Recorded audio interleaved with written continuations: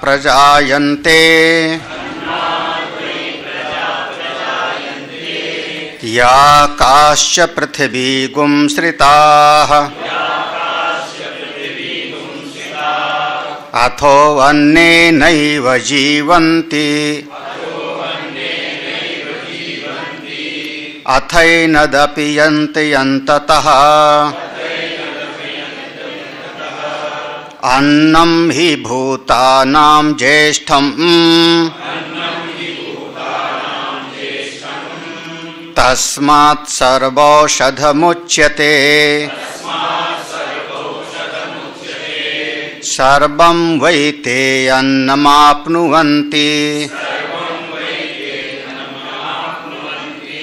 एन्नं ब्रह्मोपासते।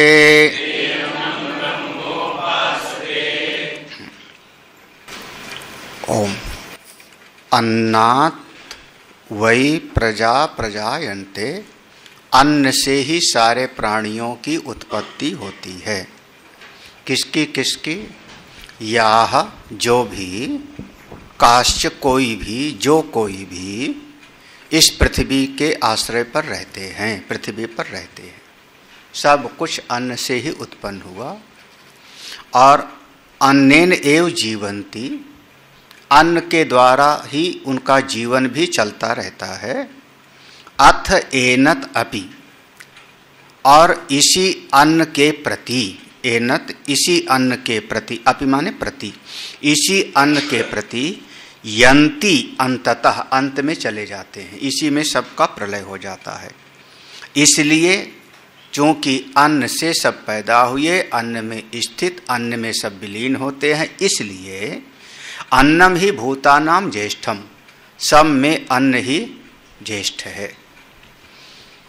और सबके लिए औषध भी यही है। तस्मात् सर्वौषध उच्यते, सबके लिए यही औषधि का काम करता है, यही औषधि है। और ए अन्नम ब्रह्म उपासते सर्वम वैते अन्नम आपनुवन्ति, ए अन्नम ब्रह्म उपासते, जो अन्न ही ब्रह्म है ऐसी उपासना करते हैं, ते वही सर्वम अन्नम, वह लोग समस्त अन्न को प्राप्त कर लेते हैं। भाष्य पढ़ते हैं। अन्न रसादि भाव परिणतात वा इति स्मरणार्थः प्रजाः स्थावर जंगमाः प्रजायन्ते। अन्न रसादि, इस सबसे पहला शब्द है ना इस मंत्र का, अन्न। अन्न तो वहां से शुरू करो। देखो, अन्न रसादि, अन्न के रस से जो परिणमित हुआ, अन्न के रस का जो परिणाम हुआ, वही ये सब शरीर हैं। अन्न के रस का परिणाम ही शरीर है। यहाँ जो मंत्र में वही शब्द है ना, अन्नात् वही, वही शब्द है, वही शब्द है, उसका वा है, वो व्याकरण की दृष्टि से वहाँ वही लिखा है, वा इति स्मरणार्थ। वो जो मंत्र में वा अक्षर है, शब्द है, वो पूर्व की स्मृति लाने के लिए है, स्मरण करने के लिए है कि समस्त श्रुति प्रतिपादित सिद्धांत यही है। वा इति स्मरणार्थ, स्मरणार्थ माने पूर्व की समस्त स्मृति लाने के लिए। पहले भी ये बात कही गई है और यही आगे से चला आ रहा है पीढ़ी दर पीढ़ी। कौन सा? प्रजा, जितनी प्रजा पैदा हुई, अस्थावर जंगमाः। अस्थावर माने जो नहीं चलती हैं, स्थित हैं एक जगह पर, वृक्षादि, वो सब स्थावर कहे जाते हैं। वृक्ष हैं और इत्यादि जो स्थिर हैं। और जंगम माने जिनमें गति है, चलायमान है, वो सब के सब स्थिर रहने वाले और गति करने वाले समस्त प्राणी। कौन कौन से? या काश्चा विशिष्टाः पृथिवीं श्रिताः पृथ्वी इमा आश्रिताः ता सर्वा अन्नाद एव प्रजायन्ते। यह काश्च, जो कुछ भी, अविशिष्टा, कुछ अलग मत समझ लेना, सब कुछ आश्रिताः, पृथ्वी पर जो आश्रित हैं, जो कुछ भी पृथ्वी पर आश्रित हैं, ता सर्वा, वो सब के सब, हाँ, पृथ्वी श्रिता, पृथ्वी पर इस आश्रित हैं, वो सब के सब अन्न से ही पैदा हुए। यानी पृथ्वी पर जितने प्राणी हैं वो सब कैसे हुए? अन्न से हुई है, अन्न से हुई है। अभी तो ऐसा लोग कहते हैं जितने प्रकार के जीव पृथ्वी पर थलचर में हैं, इससे कई गुना ज्यादा जलचर में हैं। समुद्र के अंदर तमाम तरह की प्रजातियां हैं, तो इससे कई गुना ज्यादा वो हम 3 प्रकार, चर माने चलने वाला, जलचर, थलचर और नभचर। तो ऐसे जितना कुछ भी इस पृथ्वी पर है वो सब के सब इसी अन्न से पैदा हुए। हाँ, अथो, अथो यहां मंत्र में अथो शब्द होगा, अथो अन्नेन एव, तो वहां अथो का अर्थ होगा अपि। पैदा हो गए, पैदा होने के बाद भी अन्न की जरूरत पड़ी ना, तो इसलिए उसका अर्थ होगा अपि। अथो अपि जाता अन्नेन एव जीवन्ति प्राणान धारयन्ति वर्धन्ते इत्यर्थः। लो, अथो जन्म होने के उपरांत भी, उत्पन्न होने के उपरांत भी, जाता अन्नेन, अन्न के द्वारा ही उत्पन्न हुए लोग, अन्नेन एव जीवन्ति, अन्न के द्वारा ही फिर उनका जीवन भी चलता है। बस पैदा हो गए तो खाते जाओ, खाते जाओ, और क्या। जीवन क्या है? जीवः प्राण धारणे, जीवो प्राण धारणे, ये जीव शब्द की परिभाषा है। हाँ, ये जीव शब्द की परिभाषा है। जीव किसको हम कहते हैं? प्राण धारणे, ये जो प्राण शक्ति का धारण करने वाला है उसी को हम कहते हैं जीव। जीव को आप ऐसे, तो अब वहां क्या होगा, ये प्राण शक्ति हो जाएगी विशेषण लक्षण, और प्राण शक्ति के द्वारा जो विशेष्य है वो कौन होगा? जीव। जीव दिखाई नहीं पड़ेगा, जीव को आप दृश्य की कोटि में नहीं ला सकते हो, तो जीवः प्राण धारण, ओ प्राण धारण। तो वर्धन्ते, देखो प्राणान धारयन्ति, और समस्त प्राणों को धारण करता है इत्यर्थः। अथापि, देखो फिर से आएगा अथ अपि, अथापि एनत अन्नम अपियन्ति अपि गच्छन्ति, अथापि फिर भी, एनत ये सब का सब, अन्नम अपियन्ति अन्न में ही, अपयन्ति माने गच्छन्ति, अपि गच्छन्ति उसी अन्न में ही सब चले जाते। यहां पर अपि शब्द देखो, अपि शब्द फिर से आया, तो क्या कहते हैं? अपि शब्द प्रतिशब्दार्थे, यहां जो अपि शब्द है, अथ एनत अपि, देखो यहां लिखा है ना अथ, मंत्र में देखोगे, मंत्र में देखोगे तो अथैनद अपि, अथैनद अपि यन्ति अंततः, तो अथ एनद अपि, तो वहां जो अपि शब्द आया उसके लिए करें अपि शब्द प्रतिशब्दार्थ है। वहां अपि का अर्थ प्रति है, वहां अपि का अर्थ भी मत लगा लेना, क्योंकि अपि का अर्थ भी होता है, तो यहां भी नहीं है, यहां अपि का अर्थ क्या होगा? प्रति। उसी अन्न के प्रति सब चले जाते हैं, अन्न में ही सब जाकर के विलीन हो जाते हैं। देखो अब अपने आप व्याकरण वाला पढ़ेगा तो क्या पढ़ेगा? वो शास्त्र को ना पढ़े, केवल व्याकरण से अर्थ निकालेगा, तो व्याकरण से अर्थ निकालेगा तो लिखेगा कि अपि माने भी, हाँ है ना, यही कहेगा, क्योंकि अपि का अर्थ हमेशा भी पड़ा हुआ है। यहां अपि का अर्थ होगा प्रति, उसी अन्न के प्रति, उसी में जाके सब समा जाता है। अन्नम प्रति प्रलीयन्ते इत्यर्थः, अन्न के प्रति अन्न में ही प्रलीयन्ते, सबका सब प्रलय हो जाता है। अंततो अन्ते जीवन लक्षणायावृत्ते परिसमाप्तो, वहां पर मंत्र में अंततः लिखा है, अथ एनद अपि यन्ति, यन्ति धन अंततः, तो यन्ति माने चला जाना, यन्ति माने चला जाना, अंततः, तो अंततः का क्या अर्थ होगा? अंततो माने अंते, जीवन लक्षणया वृत्ते परिसमाप्तो, ये जीवन का लक्षण जब समाप्त हो गया, तो जीवन समाप्त हो गया नहीं कह सकते हो। देखो जीवन कहां समाप्त होगा?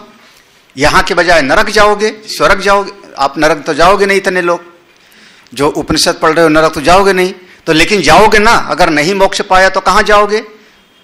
स्वर्ग जाओगे, गंधर्व लोक जाओगे, देवलोक जाओगे, या पुनः पैदा होगी तो जीवन कहां समाप्त हुआ? जीवन नहीं समाप्त हुआ। क्या हुआ? जीवन लक्षणया, जीवन का लक्षण समाप्त हो गया। क्या कहते हैं? अब श्वास नहीं चल रही है, धड़कन इसकी बंद हो गई, यही कहोगे ना। तो जीवन लक्षणया वृत्ते परिसमाप्तो, ये जो जीवन का लक्षण है वो दिखना बंद हो गया। उस समय कहां जाएगा? ये जो अन्न से बना था, जीवन नहीं, जो अन्न से बना था वो कहां जाएगा? वो अन्न में चला जाएगा। कस्मात्, क्यों? अन्नम ही यस्मात् भूतानाम प्राणिनाम ज्येष्ठम प्रथमजमम। ये क्यों ऐसा कह रहे हैं? क्योंकि अन्न ही, अन्न में ही क्यों विलीन हो जाएगा? ये जो शरीर है अन्न से बना हुआ, ये अन्न में क्यों लीन हो जाएगा? तो कह रहे हैं क्योंकि अन्नम ही यस्मात्, समस्त प्राणियों में, भूतानाम प्राणिनाम, जितने प्राणी हैं इनमें सबसे पहले अन्न की ही उत्पत्ति हुई, अन्न की उत्पत्ति हुई। इसीलिए इसका नाम है प्रथमज, प्रथमजम। प्रथमज माने पहले, सबसे पहले क्या पैदा हुआ? अन्न। हाँ देखो, पहले शरीर नहीं पैदा हुआ था, ध्यान रखना। जब उपनिषद में पढ़ोगे तो पहले सूक्ष्म शरीर बना, 19 अंगों वाला सूक्ष्म शरीर बन गया। जब सूक्ष्म शरीर बन गया, जीव बन गया, तो उसको लगी भूख। जब भूख लगी तो फिर अन्न की उत्पत्ति हुई। हाँ हाँ हाँ, अच्छा ऐसा है। उसको देखने की इच्छा हुई तो आंख बन गई, सुनने की इच्छा हुई तो कान बन गए। तो फिर अब जो वह सूक्ष्म शरीर पहले बन गया जीव, अब उसकी इच्छा हुई, तब क्या पैदा होगा? पंचमहाभूत अन्न, पंचीकरण हो गया। पंचीकरण होकर के अन्न पैदा हो गया उसको खाने के लिए। तो अब अन्न, अब उसके बाद फिर स्थूल शरीर बनेगा। देखो 3 शरीर है ना, कारण शरीर, सूक्ष्म शरीर और, तो कारण और सूक्ष्म पहले बन गया, लेकिन अब सूक्ष्म बन गया तो मन उसके भीतर है, अंतःकरण है। अंतःकरण है तो उसमें इच्छा हुई, देखने की इच्छा हुई, सुनने की इच्छा हुई, खाने की इच्छा हुई, तो क्या खावेगा वो? तब उस तो पंचीकृत हो गया। तो पंचीकृत होके पहले अन्न बन गया, फिर उसी पंचीकृत होकर के ये स्थूल शरीर। तो अन्न सबसे पहले बन, पंचीकृत पहले हुआ। हाँ हाँ, इसीलिए उसको कहते हैं हाँ, अन्नमयादीनाम ही इतरेषाम भूतानाम कारणम अन्नम अतो अन्न प्रभवा अन्न जीवना अन्न प्रलयाश्च सर्वा प्रजाः। कह रहे हैं देखो, अन्नमयादि नाम ही इतरेषाम, जितने भी प्राणी हैं सब इसी अन्न से पैदा हुए। इतरेषाम, जितने भी प्राणी हैं ये सब का सब अन्नमय ही हैं, अन्न से ही सबका शरीर पैदा हुआ। भूताना, तो समस्त प्राणियों का कारण क्या हो गया? ये अन्न। भूतानाम कारणम अन्नम, समस्त प्राणियों के पैदा होने का कारण अन्न हो गया। इसीलिए अतो अन्न प्रभवा, अन्न से पैदा हुए, अन्न जीवना, अन्न के द्वारा जी रहे हैं, अन्न प्रलयाश्च, अन्न में ही सबका प्रलय हो जाएगा। यस्माच्च एवं तस्मात् सर्वौषधम सर्व प्राणिनाम देह दाह प्रशमनम अन्नम उच्यते। यस्माच्च एवं, क्योंकि ऐसा है, क्योंकि ऐसा है इसलिए सर्व औषधम, ये समस्त प्राणियों के लिए औषधि है। औषधि क्यों है? अरे औषधि क्यों? औषध का काम क्या है? दर्द को दूर करना। औषध का काम है हमारे रोग को, दर्द को दूर करना, रोग को दूर करना। तो हुआ क्या? सर्व प्राणिनाम देह दाह प्रशमनम, सभी प्राणियों को शरीर में जलन होती है। काय की जलन? भूख की। हाँ, महाराज सबसे ज्यादा कहते हैं रोटी की कीमत है ना। रोटी, कपड़ा, और उसमें रोटी, कपड़ा और मकान में भी सबसे ज्यादा जरूरत किसकी? रोटी की। अब रोटी ना कहो, यहां हम अन्न कहेंगे। हाँ भाई वो चीज। हाँ, तो देह दाह, चूंकि शरीर में जब महाराज भूख लगती है ना तो जलन होती है। हाँ, ये तब पता लगता है जब कभी अकाल कहीं पड़ा हो। और सबसे बड़ा अकाल हमारे भारतवर्ष में पड़ा था जिस समय स्वामी विवेकानंद थे। बहुत जबरदस्त अकाल पड़ा था। पेड़ की छाल तक लोग उसको उबाल के खाए हैं। पेड़ के पत्ते नहीं बचे, पत्ते नहीं बचे, पेड़ की छाल निकाल करके उबाल करके उसको खा गए हैं। और वहाँ पर किसी के पास जिसको हम सोना चांदी रखा था, हाँ, वो भी भूखे मर रहे थे। हाँ हाँ, गोदाम जिनके पास में थे, जो सेठ लोग थे, ये 1800 कुछ सन था, कुछ है 82-84 ऐसे था। 2-3 साल अकाल रहा था। उसी समय स्वामी विवेकानंद के मन में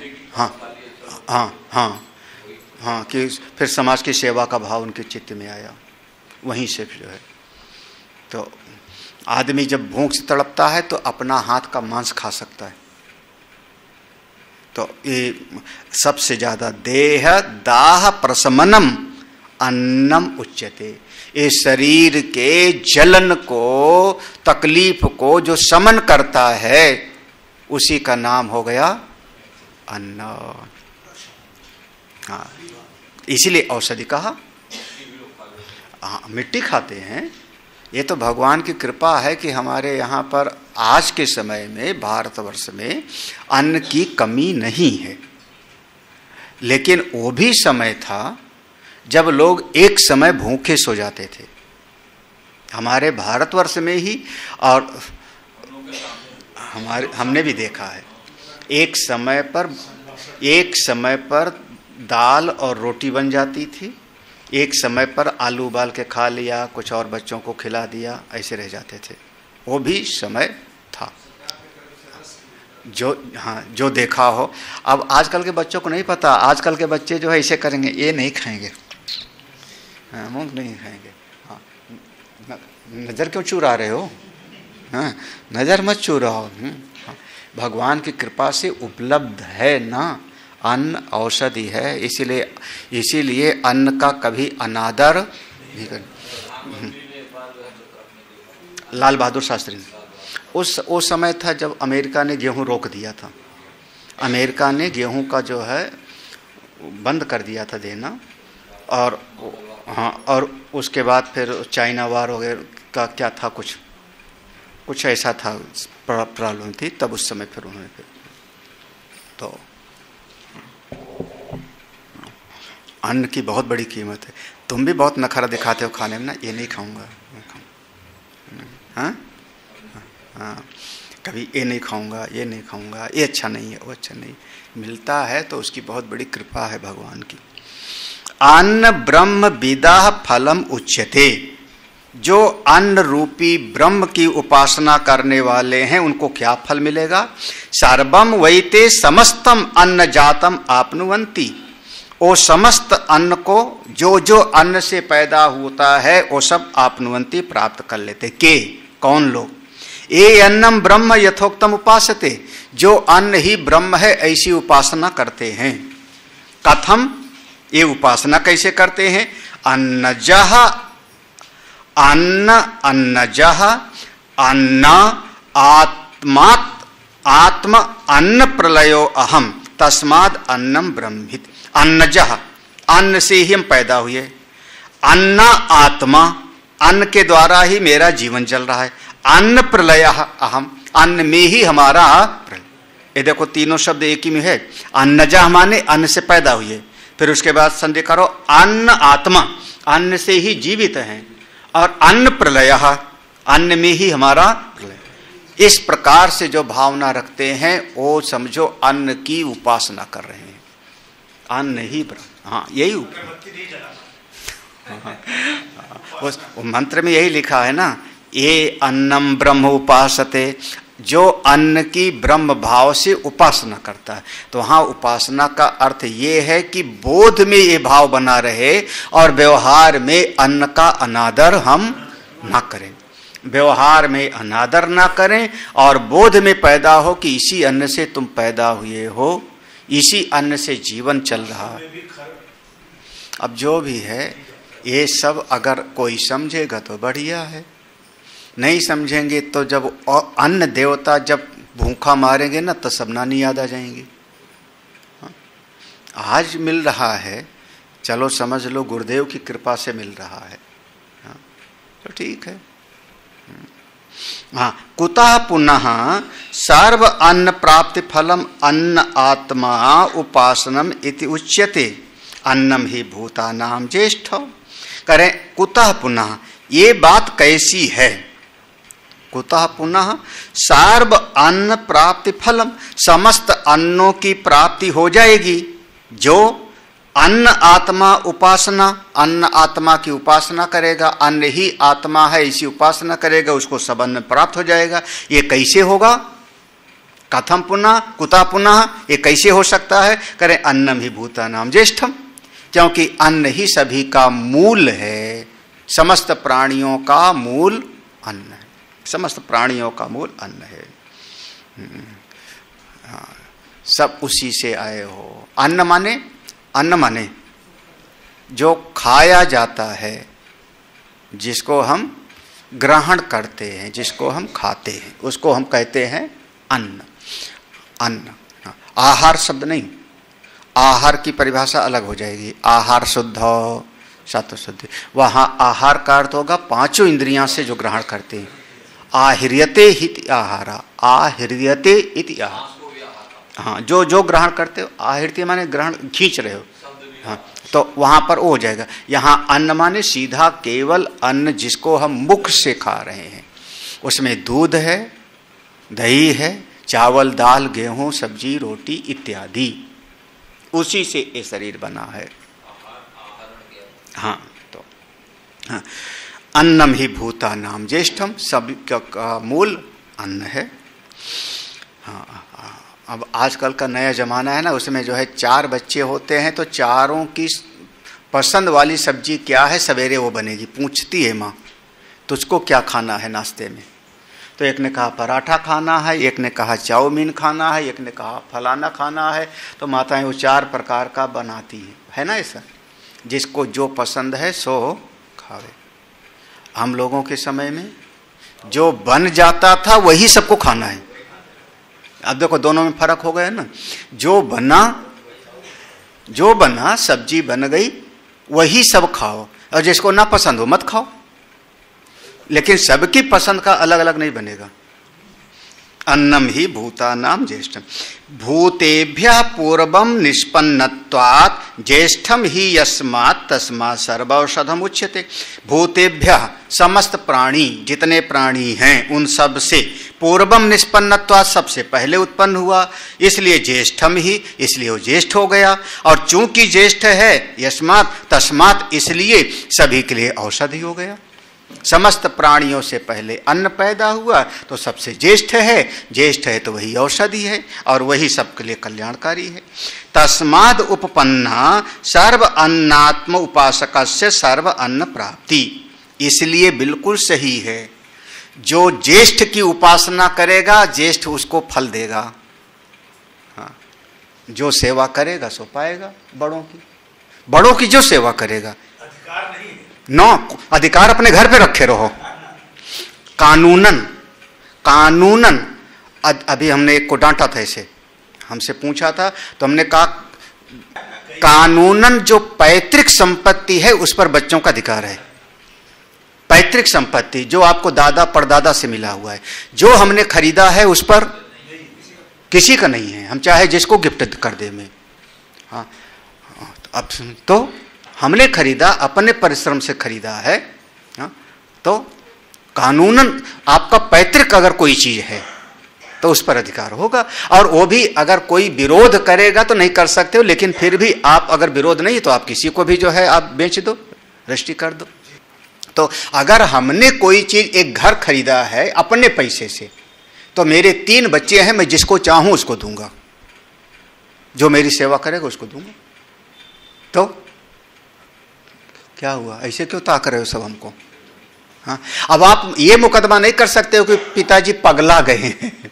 हाँ नहीं, चलिए जी हाँ, तो देखो इसीलिए कह रहे हैं ना कि इसीलिए तस्माद उपपन्न, इसलिए पक्का हो गया। क्यों? सर्व अन्न आत्म उपासक से सर्व अन्न प्राप्ति, चूंकि सब जिसने अन्न की उपासना किया उसको समस्त अन्न प्राप्त हो जाएगा, क्योंकि वो ज्येष्ठ है, वही ज्येष्ठ है। अन्नाद भूतानि जायन्ते, अन्न से ही सब प्राणी पैदा हुए। जातानि अन्नेन वर्धन्ते, जो पैदा हुए अन्न खाते गए बढ़ते गए। इति उपसंहारार्थम पुनर्वचनम, ये जो उपसंहार करने के लिए दूसरी बार दो बार मंत्र पढ़ दिया गया। वो मंत्र एक बार फिर से पढ़ लो वहां से, जहां से अन्नम हि भूतानां ज्येष्ठम तस्मात् सर्वौषधमुच्यते। अन्नाद् भूतानि जायन्ते जातान् अन्नेन वर्धन्ते।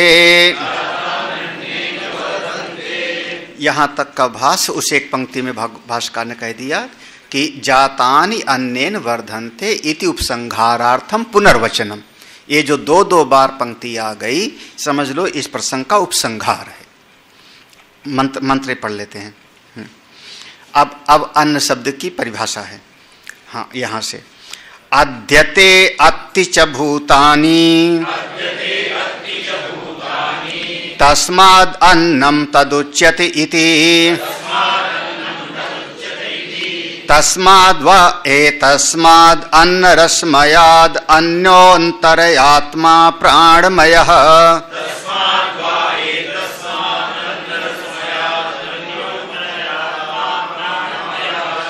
तेनैष पूर्णः स वा एष पुरुषविद एव। तस्य पुरुषविदताम् अन्वयं पुरुषविदः तस्य प्राण एव शिरः। व्यानो दक्षिण पक्षः अपान उत्तर पक्षः। आकाश आत्मा पृथ्वी पुच्छं प्रतिष्ठा। तदप्येष श्लोको भवति। देखो मंत्र का अर्थ देखो। अद्यते अत्ति, अद्यते जो हम खाते हैं उसका नाम है अन्न। अत्ति जो सबको खा लेता है उसका नाम है अन्न। ये दोनों अर्थ हो गए। जो हम खाते हैं उसका नाम अन्न, और जो सबको निगल लेता है, खा लेता है, उसका भी नाम अन्न। जो खाते हैं और जो खाया जाता, दोनों का नाम अन्न है। इसीलिए इसका नाम कह दिया तस्माद् अन्नम तद उच्यते इति। तस्माद् वा ये तस्माद्, अभी जो तस्माद् वा ये तस्माद् है वही लगाओ, पहले वाला था। तस्माद् वा ए तस्माद् आत्मनः आकाश संभूत, वहां से तो तस्माद् इसी से, उस इसी से, किससे? अन्न रसमयाद। पहले था उस आत्मा से आकाश के, अब यहां क्या करें? वो ये जो पुरुषमय है, अन्न रस वाला है, इसके भीतर दूसरा है जिसका नाम है प्राणमय।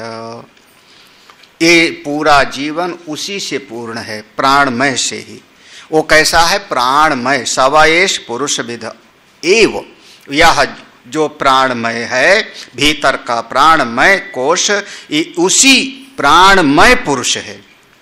तस्य पुरुष विदताम, इसको वैसा ही समझना चाहिए। वो पुरुषाकार हो गया है और वो पुरुषाकार होकर के ही रहता है।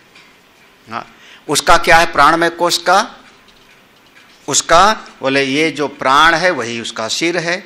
व्यान 5 प्राण है ना, व्यान उसका दक्षिण पक्ष है, अपान उत्तर पक्ष है, आकाश आत्मा है, पृथ्वी उसकी प्रतिष्ठा है, पुच्छ है। उसी बात को कहने के लिए मंत्र है। भाष्य देखो। इदानीम अन्न निर्वचनम उच्यते, अब इस अन्न का वर्णन करते हैं। अन्न शब्द का निर्वचन किया जाता है। अद्यते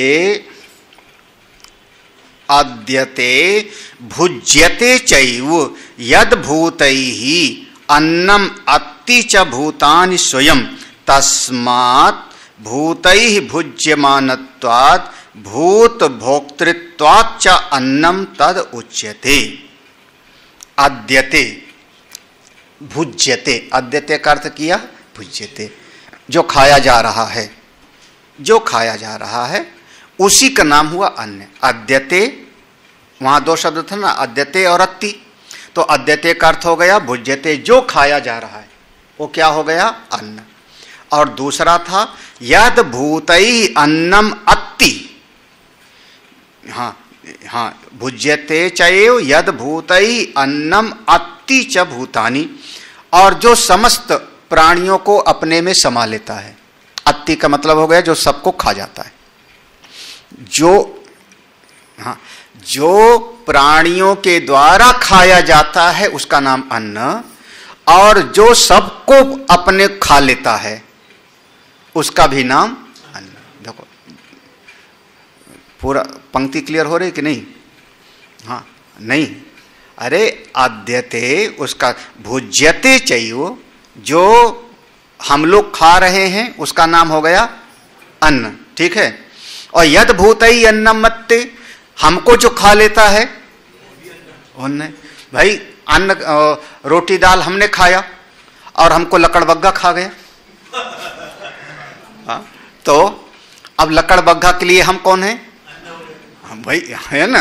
और लकड़बग्गा को शेर ने खा लिया, अन्न। और शेर मान लो किसी कारण से मर गया तो उसके मांस को एक एक टुकड़े को गीद ने खा लिया, तो बस, हाँ, जो हम खा रहे हैं वो अन्न है अद्यते, और हमको जो खा रहा है तो वो है अन्न। चलिए, हाँ, यद भूतैहि अन्नम अत्ति च भूतानि, जो प्राणियों के द्वारा खा लिया जाता है स्वयं, तस्माद, इसलिए, भूतैहि भुज्यमानत्वात्, प्राणियों के द्वारा जो खाया जाता है, भूतैहि भुज्यमानत्वात्, प्राणियों के द्वारा जो खाया जाता है, प्राणियों का जो भोजन है वो अन्न है। भूत भोक्तृत्वाच्च अन्नम, और समस्त प्राणी जिसका भोजन कर रहे हैं, समस्त प्राणी जिसको खा रहे हैं, उसके कारण इसका नाम पड़ गया अन्न, जिसके कारण चल। इति शब्द प्रथम कोश परिसमाप्त्य अर्थः, यहाँ पर एक इति शब्द है मंत्र में। अद्यते अत्ति च भूतानि, इसके बाद तस्मात् अन्नम तद उच्यते, इसलिए इसको अन्न कहा गया क्योंकि हम इसको खाते हैं और ये सबको अपने में निकल खा लेता है। इति, ऐसा इति है ना वहां पे, तो इति शब्द है माने अन्नमय कोश का यहाँ पर प्रसंग पूरा, अन्नमय कोश हो गया। अब यहां से शुरू होगा प्राणमय कोश का। अन्नमयादिभ्यः आनंदमय अंतेभ्यः आत्मभ्यः अभ्यंतरतमं ब्रह्म विद्यया प्रत्यक आत्मत्वे निदर्शयिषु शास्त्रम अविद्याकृत पंचकोश अपनयेन अनेक तुष्कोद्रव वितुषीकरणेन एव तद अंतर्गत तंडुलान प्रस्तौति तस्माद् वा एतस्माद् अन्न रसमयाद इत्यादि। हाँ, धान कूटा ही हम लोगों ने कभी, धान कूटा है तो धान के कितनी परत के अंदर चावल होता है? जितनी भी होती हों, तो धान जो है उसके अंदर चावल है, लेकिन अब उसको जब आपने उस पर प्रहार किया, मूसल से कूटा, तो पहले ऊपर का मोटा मोटा छूटा, जैसे लोग बर्तन मांजा करते थे। अभी उसके ऊपर एक लाल सी लेयर रह जाएगी, लालिमा रहेगी, फिर और अगर उसको साफ करेंगे तो लाल वाला हटेगा, लाल वाले के बाद भी एक सफेद सा रहता है, एक सफेद सा रहता है। फिर कभी नहीं देखा ना, चावल खरीद लो 50 रुपए केजी बस सब लोगों को। हाँ, तो उसको कूटते कूटते अंदर का साफ आपने चावल का दाना निकाल लिया। उसी प्रकार से आपके भीतर एक 5 लेयर के भीतर वो आपका अपना आत्मा है, उसको कहते हैं 5 कोश। विचार का प्रहार करो, विचार का मूसल चलाओ चिंतन का, और विचार का मूसल चलाते हुए एक एक को परत को अलग कर दो और नीचे का पकड़ लो। इसी बात को कह रहे हैं, देखो अन्नमयादिभ्य, अन्नमय जिसके आदि में है, आनंदमय अंतेभ्य, और आखिरी वाला कौन सा है? अंतेभ्य अन्नमय, प्राणमय, मनोमय, विज्ञानमय और अन्न। आत्मभ्यो अभ्यंतरतम, ये 5 कोश के भीतर, अभ्यंतरतम ये 5 कोशों के भीतर जो ब्रह्म है उसको कैसे? विद्यया ज्ञान के द्वारा प्रत्यक आत्मत्वेन दिदर्शयिषु, बिल्कुल आपका अपना ही आत्मा है, प्रत्यक आत्मा है, इसको दिखाने की इच्छा से, दिदर्शयिषु इसको दिखाने की इच्छा से शास्त्रम, ये शास्त्र आगे बढ़ रहा है। क्या करेगा शास्त्र? अविद्याकृत, अज्ञान के कारण जो 5 कोश का यहां पर परत पड़ी हुई है, पंचकोश, अपनयेन, अपनयेन ये 5 कोश को अलग अलग कर लो। अनेक तुष को द्रव वितुषी करने, अनेक तुष, अनेक तुष माने भूसी, उस भूसी की कई उसके परत है, तो उस परत को क्या करो? कोद्रो वितुषी करणेन, उसको कूट के अलग करो। कैसे कूटोगे? विचार से, चिंतन से उसको अलग कर लो। तद अंतर्गत तंडुलान, उसके अंदर क्या मिलेगा आपको? तंडुल माने चावल, उसके अंदर चावल मिलेगा। वैसे ही यहां पर 5 कोश को पीट पीट के अलग कर दो, कूट कूट के अलग करो, और भीतर आपको ब्रह्म स्वरूप का दर्शन हो जाएगा। तस्माद व ए तस्माद अन्न रसमय, यहां से आगे का कोश का चिंतन प्रारंभ किया जा रहा है। ठीक है, हाँ, बहुत कठिन नहीं है, बहुत आसान सा है।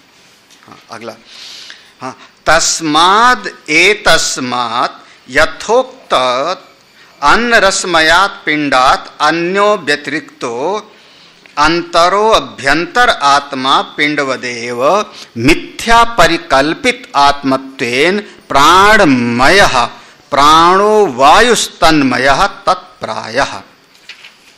पंक्ति है तस्मात् ए तस्मात्, इसके लिए एक शब्द कह दिया भाष्यकार ने, यथोक्ताद, जो पहले कहा गया है उसी को यहां पर समझ लो। यथोक्ताद लिखा ना, यथोक्ताद माने जैसे पहले समझाया था इसको, हाँ, उससे, इससे, तो कौन? यहां इस अन्नमय से ही यथोक्ताद। अन्न रसमयात, इस अन्नमय कोश से, पिंडात इस शरीर के भीतर, अन्यो इससे बिल्कुल अलग, व्यतिरिक्त, कहां पर? बाहर नहीं, अंतर आत्मा भीतर, पिंड वदेव, वैसे ही जैसे अन्नमय कोश है वैसे ही एक मिथ्या परिकल्पित, उसको भावना से आप समझ लो भीतर कि आत्मत्वेन प्राणमयः, भीतर प्राणमय कोश है। अब उसका आकार मत पकड़ना, हाँ, नहीं तो वहां पर जो है जैसे यहां पर बताया था पहले ना कि उसका ये सिर है, पुरुष का ये सिर है, ये दायां वाला हाथ दायां पक्ष है, बायां पक्ष है, ऐसा मत समझना। वहां पर, वहां क्या भावना करनी है प्राणमय कोश में। नहीं तो प्राणमय कोश में भी आप कहो तो कि इसका सिर, इसका हाथ, तो वहां प्राणमय कोश का कोई सिर नहीं है, लेकिन उसकी क्या करनी है? आपको भावना करनी है। इसलिए कह रहे मिथ्या परिकल्पित आत्मत्वेन, प्राणमय कोश में एक भावना करना है आपको कि ऐसा ऐसा वहां पर है, प्राणमय कोश है। प्राणो वायु, कौन है प्राण? वायु। तन्मयः, इस वायु से पूरा शरीर हमारा व्याप्त है, हाँ, जहां जहां व्याप्त है वहां वहां प्राणमय कोश है। तत्प्रायः, हाँ, कहां कहां प्राणवायु से व्याप्त है शरीर? वायु से भीतर सर्वत्र वायु से व्याप्त है, तो वही सब प्राणमय कोश है। तेन प्राणमयेन अन्न रसमय आत्मा एष पूर्णो वायुनेव वायुना इव धृति। करें तेन प्राणमय, इसी प्राणमय के द्वारा अन्न रसमय आत्मा एष पूर्णः। ये जो हमारे पास में अन्नमय कोश है, अन्नमय कोश है, ये अन्नमय कोश तेन प्राणमयन, उसी प्राणमय कोश से अन्न रसमय, ये जो अन्न रसमय शरीर है ये आत्मा ये पूर्ण, ये उसी से पूर्ण है। इसके पूर्ण माने जैसे घट मिट्टी से पूर्ण है, तो ऐसे ये शरीर में पूरा वो प्राणमय कोश से व्याप्त है, समाया हुआ है, पोर पोर में समाया हुआ है। नहीं होगा तो लुंज पुंज हो जाएगा, नहीं होगा तो बिल्कुल उंगली काम नहीं करेगी। उंगली में भी अगर थोड़ा सा वायु कुपित हो जावे, वैसे आयुर्वेद वाले 3 नाड़ी देखते हैं, है ना, वात पित्त कफ, ये 3 दोष उनका 3 पर है। वात माने जो है वायु विकार हो जाएगा, तो पूरे शरीर में है। हाँ, तो वायुना युद्धति ही, ये पूरा इसमें भरा हुआ है। सवयेश प्राणमय आत्मा, वो जो ये प्राणमय पुरुष है, पुरुष विद एव पुरुषाकार एव, इसको ऐसे पुरुष के जैसे समझो। सिर पक्षादि भी, जैसे पहले वाले में सिर दाया पक्ष समझा था, ये प्राणमय वाले को भी ऐसा ही समझो। किम स्वता एव ना इति आह। करें क्या ये जो प्राणमय कोश है ये बिल्कुल इससे अलग है? स्वतः एव, स्वतः एव माने इस शरीर से बिल्कुल हाँ अलग है, तो कह रहे ना, ऐसा नहीं है। इसको कह रहे हैं प्रसिद्धम तावत अन्न रसमयस्य आत्मना पुरुषः विधत्वम। ये तो अन्न रसमय में प्रसिद्धम तावत, ये बात तो प्रसिद्ध है। क्या? अन्न रसमय से आत्मना, इस अन्न से बना हुआ जो अन्न रस अन्नमय प्राण अन्नमय कोश है, इसी को आदमी क्या समझ रहा है? मैं यही हूं। अन्नमय कोश को यही समझ रहा है। अन्न रसमय से आत्मना, अन्न रसमय को ही, अन्न रस से बना हुआ अन्नमय कोश को ही प्राणी क्या समझ रहा है? पुरुष विधत्वम। इसको आदमी अपना मानता है कि यही मैं हूं, तो ये पुरुषाकार है, एक आकृति वाला है। तो कह रहे हैं इसी के जैसा, हाँ, तस्य अन्न रसमयस्य पुरुष विदताम पुरुषाकारताम अनु अयम प्राणमय पुरुष विधो मूषा निषिक्त प्रतिमावत न स्वता। ये प्राण में कोई अलग कोश नहीं है, प्राण में कोश कोई अलग नहीं है, हाँ, बल्कि जैसे सांचा, मूसा का बताया था ना, मूसा यानी सांचा, हाँ, सांचे में आपने कुछ डाला, हाँ, क्या डाला? उसमें मैदा को गोल गोल बना करके, पूड़ी बना के सांचे में डाला, उसके अंदर थोड़ा सा भर दिया आपने खोवा और चीनी और थोड़ा ड्राई फ्रूट, क्या बन गया अंदर? वाह वाह, गुजिया, है ना। तो कहाँ डाला आपने? सांचे के अंदर, तो मूसा। तो जैसे, अच्छा अभी आपने उसको खोल के निकाला नहीं, मान लो अब खोल के निकाला नहीं, अब उसमें सांचा और गुजिया उसी के अंदर है। हाँ, गुजिया कौन सी है? और सांचा गुजिया है कि नहीं? आप दुकान पे मांगने गए थे तो क्या गुजिया का सांचा दे दो, यही बोला था ना। वहां गुजिया क्यों बोला? वो जो आकृति है वो भी मूसा है, वो मूसा है, सांचा है, वो भी गुजिया है, और उसके अंदर जो बनाया है वो भी गुजिया है ना। ऐसे ही ये जो अन्न रस वाला ये जो सांचा है, इसी के अंदर वो प्राणमय है, ये बात कर। तास्य अन्य रसमयस्य, उसका पुरुष का जो ये अन्न रस वाला अन्नमय कोश है, पुरुष वेदताम, ये मनुष्य की आकृति की जैसे है, पुरुष आकारता मनु, ये पुरुष के आकार वाला है। अयम प्राणमय पुरुष विदो, ये जो प्राणमय पुरुष है वो भी इसी के अंदर है। कैसे? मूसा निषिक्त प्रतिमावत, जैसे वो सांचे के अंदर ढला हुआ कोई प्रतिमा है। उचित ना स्वतः ये हो, बिल्कुल अलग प्राणमय कोश नहीं है कि कल आप कहो कि अन्नमय कोश को मैंने अलग खड़ा कर दिया और प्राणमय कोश को बिल्कुल ऐसा नहीं कर पाओगे, इसी के साथ रहेगा। एवं पूर्वस्य पुरुष विदताम अनु उत्तर उत्तरः पुरुष विदो भवति, पूर्वः पूर्वश्च उत्तर उत्तरेण पूर्णः। अब ये थोड़ा सा आगे के लिए भी बता दे रहे हैं। एवं इस प्रकार से पूर्वश जो पूर्व का है, पुरुष विदताम, वो पुरुष के आकार वाला जो पूर्व का है, तो उत्तर जो बाद में आवेगा वो भी आएगा, वो भी पुरुषाकार ही होगा। जैसे आगे का अभी अन्नमय कोश के सांचे के अनुसार ही प्राणमय कोश होगा, तो आगे जो आएगा उत्तर तो प्राणमय कोश को अलग और मनोमय कोश को अलग मत समझ लेना, बल्कि प्राणमय कोश सांचे में पूरा का पूरा मनोमय कोश है। फिर ऐसे उसको इसी तरीके से समझना है आपको कि अलग अलग 5 कोश निकाल के नहीं रखोगे, हाँ, बल्कि उसी में वो सब समाया हुआ है। कथम पुनः पुरुष विदता अस्य इति उच्यते, ये पुरुषाकार कैसे है? कथम पुनः, ये पुरुषाकार कैसे है इसको बता। तस्य प्राणमयस्य प्राणेय शिरः, अब उसमें वो अंग प्रत्यंग वाला कल्पना ले आओ। ये पहले कहा था मिथ्या, माने भावना रखनी है ना, हाँ, इसको आप उसमें मत देखने लगना। भावना माने उसकी उपासना के लिए, चिंतन करने के लिए उसको अरे मान लिया A बराबर 100, तो क्या है, हाँ, या आपने जो है सुपारी में कहा कि गणेश जी हैं, पूजा करो, ओम गम गणपतये नमः। गणेश जी की आंख, इसमें आंख कहाँ है, सूंड कहाँ है? बोले आप उस सुपारी में भावना कर लो, यथा प्रतिमायाम विष्णु। तो तस्य प्राणमय से प्राणेय शिरः, ये जो प्राणमय कोश है उसमें जो प्राण शक्ति है, जो प्राण है, वही समझ लो कि क्या है, उसका सिर है। हाँ, ये प्राण किसको कहते हैं?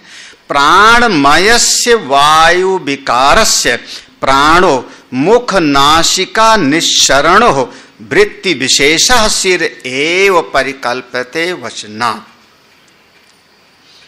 देखो, प्राणमय जो कोश हुआ उसका वायु विकारस्य, हमारे जो भीतर एक वायु चल रही है उसके 5 समझ लो रूप हो गए, वही 5 विकार हो गए, प्राण, अपान, व्यान, उदान, समान। अब फिर यही उसके परिवर्तन है, वायु विकारस्य। इसमें एक का नाम हो गया प्राण। किसका नाम हो गया प्राण? यहीं से हम लोग जो है इसको कहते नहीं। यहां पर देखो 2 तरीके की बात होती है।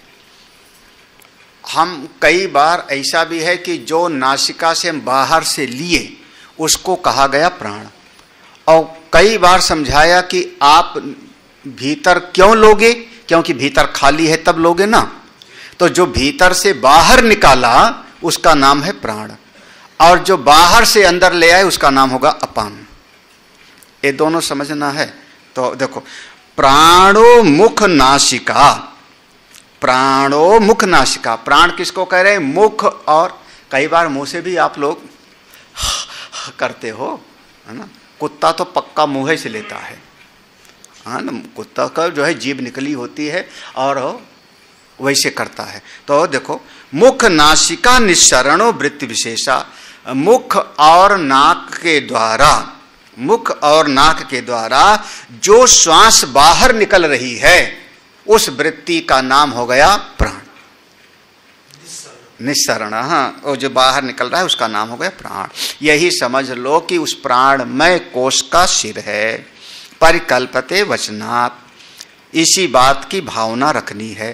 सर्वत्र वचनाद एव पक्षादि कल्पना, ये जो एक शब्द है वचनात् एव, इसकी सब जगह पर भावना रख लेना। आगे जो भी मंत्र हैं, पूर्व दक्षिण पक्ष उत्तर पक्ष, वचनात् माने क्या? वेद ने कहा है तो मान लो, गुरु जी ने कहा है तो मान लो, अकल मत लगाओ ज्यादा अपनी। वचनात् माने, हाँ, वचनात् इति शुश्रुम धीराणाम ए नस्तद व्यास चक्षिरे, हमने अपने पूर्ववर्ती आचार्यों से ऐसा सुना है, अब उसको मान लो। और ज्यादा तर्क करना हो तो चलो दूसरे बड़े बड़े ग्रंथ पढ़ो, और ज्यादा तर्क करोगे तो आपको कुछ हासिल होने वाला नहीं। तो एक जगह पर तर्क को छोड़ करके हम स्वीकार कर लेते हैं। हमसे मान लो, हमको बहुत पुरानी बात है, हमसे किसी ने आके बोला था, 10-15 साल पुरानी बात, उसके बाद से कभी वो हमारे सामने हमसे कहा कि स्वामी जी आप कहते हो कि कैसे मान ले, जब तर्क पर नहीं पक्का होता तो कैसे मान ले इस बात को, कोई बात थी कैसे मान ले, हाँ किसी के कहने से कैसे मान ले, ऐसे बोला, किसी के कहने से कैसे मान ले। तो हमने कहा किसी के कहने से कभी कुछ मानते नहीं हो, किसी के कहने से मानते नहीं हो, हाँ? तुम किस तर्क से सिद्ध करते हो कि यही मेरे माँ हैं, यही मेरे पिता हैं? सिद्ध करके मानना है कि पहले मान रहे हो? हाँ भाई, या तो फिर आप पैदा होने के बाद अपना डीएनए टेस्ट कराओ, यही ना। डीएनए टेस्ट में भी आपका जो वहां पर मशीन है और जो व्यक्ति है वो आपका विश्वास पात्र हो, क्योंकि वो बदल ना देवे। समझ रहे हो आप ना? हाँ, वो कौन नारायण दत्त तिवारी का हुआ था, देखो कितने 10-15 साल लग गए थे सिद्ध करने में, 10-15 साल लगे थे, यही ना। और जिसने सिद्ध कर दिया वो मर गया, वो मर गया फिर दिल्ली। या तो आप कैसे मान रहे हो कि मेरी माँ है पिता है, मान रहे हो कि नहीं मान रहे हो? ये मेरा भाई है, आपने कहा है मेरा भाई है, क्या पता हमारी माँ ने गोद लिया हो उसको, नहीं बताया हो, हाँ? तो जब 1000 बातें आप मान रहे हो तो एक बात आ गई गुरु जी के, तो कहते हो तर्क से सिद्ध करो, नहीं तो नहीं। ये ज्यादातर वामपंथी लोग, जितने ये जो है कम्युनिस्ट विचारधारा वाले, नहीं हाँ, ये सब मानेंगे। जब 1000 वचनात् शब्द आया ना, वचनात् माने क्या? शास्त्र और आचार के वचन के द्वारा। तो इसलिए कह रहे हैं, अब यहाँ प्राणमय कोश में वो प्राण ही सिर है, इसमें कह दो कौन सा तर्क है, सिर दिखाइए, कौन सा तर्क है, वहां सिर दिखाइए, उसके फिर आंख कान होगा। बोले परिकल्पते वचनात्, इसको शास्त्र से, और आपको आगे बढ़ना है तो इसको आप ऐसे समझ लो।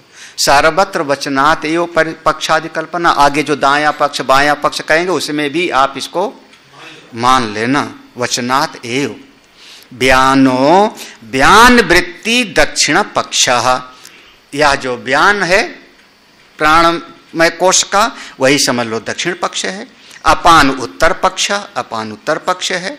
आकाश आत्मा, आकाश जो खाली जगह है, जो वहां पर सांस के आने जाने के लिए भी जगह है, वो ही समझ लो कि क्या है, उसका मध्य भाग है।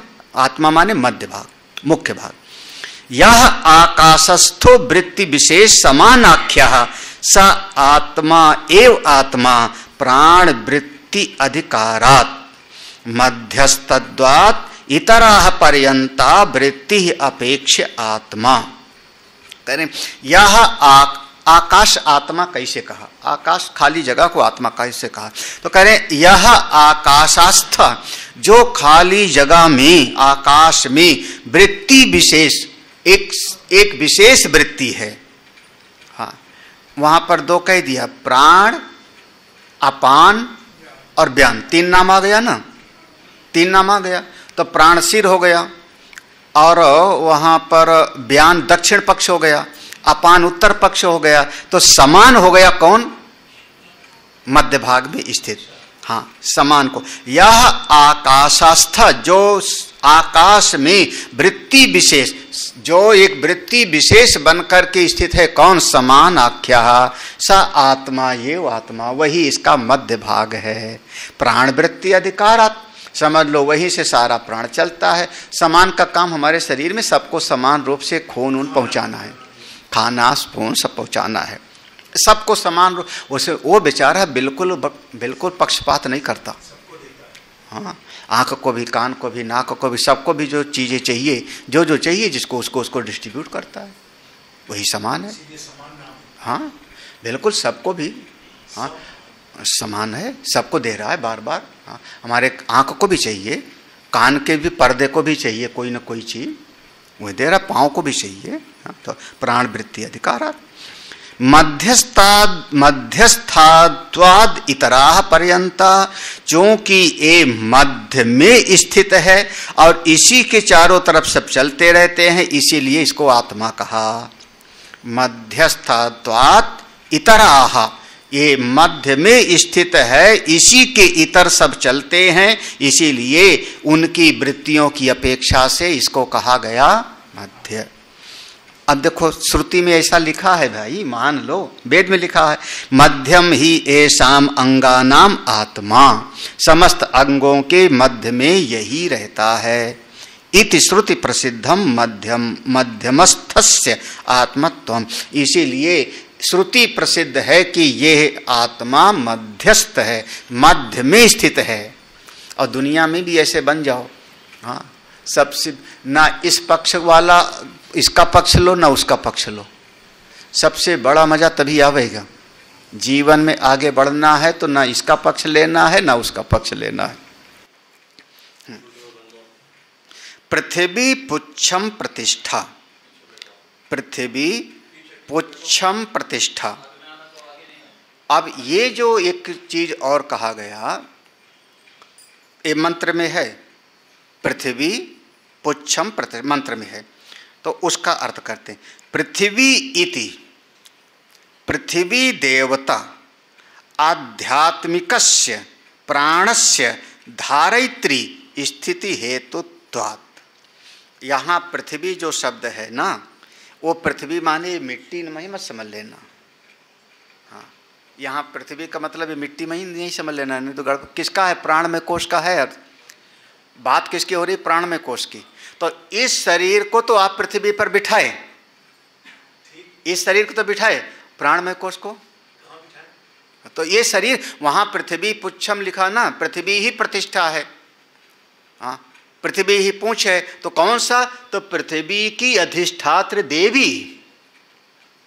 हाँ, पृथ्वी की अधिष्ठात्र देवता। देखो, हाँ, पृथ्वी इति पृथ्वी देवता आध्यात्मिकस्य। अब वहाँ पर एक पृथ्वी की अधिष्ठात्र देवी, अब वहाँ पर उसमें तीन विभाग करो, अध्यात्म, अधिदैव और अधिदैव। अधिभूत, अधिभूत है ये पृथ्वी, और इसकी अधिदैव है पृथ्वी देवी, और इसका जो अध्यात्म भीतर है जो गंधात्मक, वो वहाँ पर बिठाना है। पृथ्वी देवता, पृथ्वी की अधिष्ठात्र देवी, आध्यात्मिकस्य प्राणस्य, आध्यात्मिक जो हमारे भीतर प्राण है उसको धारण करने वाली हैं, उसी से जीवन चलता है। धारयित्री स्थिति हेतु। अरे देखो भाई, प्रश्न उपनिषद में लिखा हुआ है, मान सैषा पुरुषस्य अपानम अवष्टभ्य, यह जो पृथ्वी देवता है वही ही इस पुरुष को धारण करता है। अच्छा, आप अरे भाई, आप यहाँ बैठे हुए हो, आकाश में क्यों नहीं उड़ जा रहे हो? गुरुत्वाकर्षण कहाँ है? वही पृथ्वी के अंदर है। कितने कितने फुट नीचे?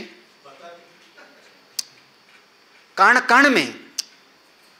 आप ये पृथ्वी का गुरुत्वाकर्षण आप पृथ्वी के अंदर कैसे कह रहे हो? हाँ, पृथ्वी हमारा जो ग्रह है पृथ्वी, तो फिर आप जैसे कहे कि पृथ्वी में, तो इसका मतलब पृथ्वी, हमने पूछा कितने फुट नीचे, तो आप पागल हो गए, आप फंस गए। जी हाँ, पागल। तो पृथ्वी के पूरा का पूरा उसमें गुरुत्वाकर्षण है ना, उसी के कारण हमारा शरीर उड़ नहीं रहा है ना, यही ना। तो उड़ नहीं रहा, तो कौन धारण किए हुए है?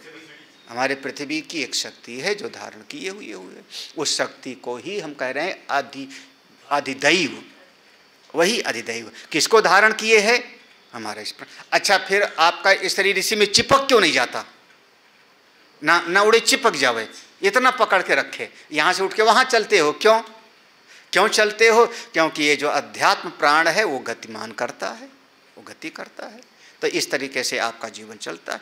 सा ऐसा पुरुषस्य, वो वही ही, कौन? पृथ्वी की एक शक्ति ही इस शरीर को धारण करती। इति ही श्रुति अंतरतम, ऐसा श्रुति में अन्यत्र कहा गया। अन्यथा अगर वो पृथ्वी का अधिष्ठात्र देवता धारण न करे तो, अन्यथा उदान वृत्ति ऊर्ध्वगमनम गुरुत्वाच्च पतनम वा स्यात्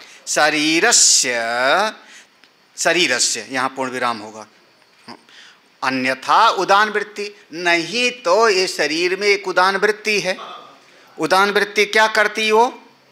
हाँ, वृत्ति ऊर्ध्वगमनम, आपका शरीर उड़ा ले जाती, और या तो गुरुत्वाच्च पतनम, तो शरीर भारी है तो शरीर पृथ्वी से चिपक रहता, जैसे चुंबक से लोहा चिपक जाता है, तो चिपक जाता, उठते बैठते कैसे, वो तो हो ही रहा है।